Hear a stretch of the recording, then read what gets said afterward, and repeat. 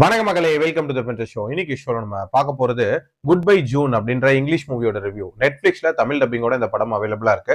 நம்ம Titanic heroine இருக்காங்களா, Kate Winslet, அவங்க தான் வந்து இதுல one of the lead character play பண்ணிருக்காங்க. அண்ட் ஆல்சோ இந்த படத்தை டைரக்டும் பண்ணிருக்காங்க. அவங்க பையனான ஜோ ஆண்டர்ஸ் அப்படின்றவர் தான் இந்த படத்துக்கு ஸ்கிரீன் பிளேவும் எழுதியிருக்காருங்க.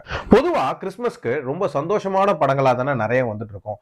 அதுக்கு மாறா வந்த ஒரு படம் தான் இது. இது ஒரு விதமான சோகமான படம். அதே நேரத்துல ஒரு பியூட்டிஃபுல்லான சென்ட் ஆஃப் ஒரு மாதிரி இம்பாக்ட்ஃபுல்லா கொஞ்சம் ஃபீல் குட் ஃபேக்டர் கலந்து சொன்ன ஒரு படம் அப்படின்னே சொல்லலாம்.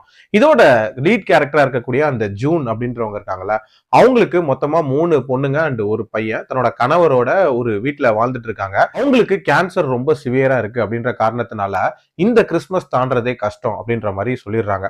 ஸோ இவங்களை வந்து ஹாஸ்பிட்டல்ல வச்சு அவங்க பிள்ளைகள் எல்லாருமே சேர்ந்து பாத்துக்கணும் அப்படின்னு சொல்லிட்டு பிளான் பண்றாங்க. ஆனா அவங்களுக்குள்ளேயே சில பிரச்சனைகள் அப்படின்றதெல்லாம் இருக்கு. ஸோ அவங்களை எப்படி பாத்துக்கிறாங்க, அவங்களோட சென்ட் ஆஃப் எப்படி பிளான் பண்றாங்க, டுவர்ட்ஸ் எண்ட் என்ன ஆகுதுன்ற மாதிரி நிறைய விஷயங்களை சொல்லக்கூடிய ஒரு படம் தான் இந்த படம். இந்த படத்தை பொறுத்த வரைக்கும் இவங்க கன்வே பண்ண நினைச்ச அந்த எமோஷன் இருக்குல்ல, அதை ரொம்ப ரொம்ப இம்பாக்ட்ஃபுல்லா கன்வே பண்ணியிருந்தாங்க அப்படின்னே சொல்லலாம்.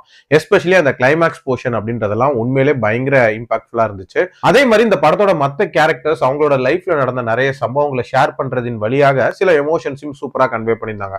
உதாரணத்துக்கு இதுல ஒரு ஹாஸ்பிட்டல் ஸ்டாஃப் ஒருத்தர் இருப்பாரு. எதனால அந்த அம்மாவை இவ்வளவு பயங்கரமா பாத்துக்கிறாரு அப்படின்றதுக்கு அவருக்கு ஒரு பேக் ஸ்டோரி ஒன்று வச்சிருப்பாங்க.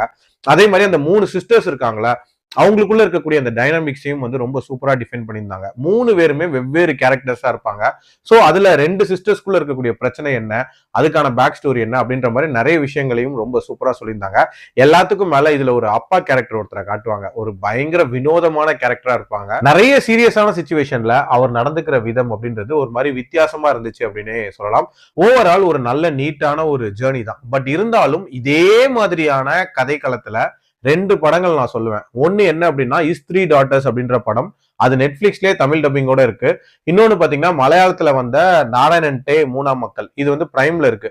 இந்த 2 படங்களோட தீமுமே இதே தான். பட் இந்த 2 படங்கள்ல பாத்தீங்கன்னா இன்னுமே வந்து டிராமா அப்படின்றது அதிகமா இருக்கும். இன்னுமே இம்பாக்ட்ஃபுல்லா காட்டியிருப்பாங்க. அதை கம்பேர் பண்ணும்போது இந்த படம் கொஞ்சம் பிலோ பார் தான். பட் ஸ்டில் ஸ்டாண்ட் அலோனா பார்க்கும்போது இந்த படமும் ஒரு டீசென்டான அட்டெம்ப்டா தான் நான் பாக்குறேன். என்ன அங்கங்க கொஞ்சம் பேசிங் இஷ்யூஸ் அப்படின்றது இருக்கதான் செய்யுது.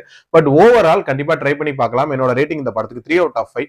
அடல் கணக்கெல்லாம் இல்ல, தாராளமா பார்க்கலாம். மீண்டும் அடுத்த விமர்சனத்தில் சந்திக்கிறேன். நன்றி, வணக்கம்.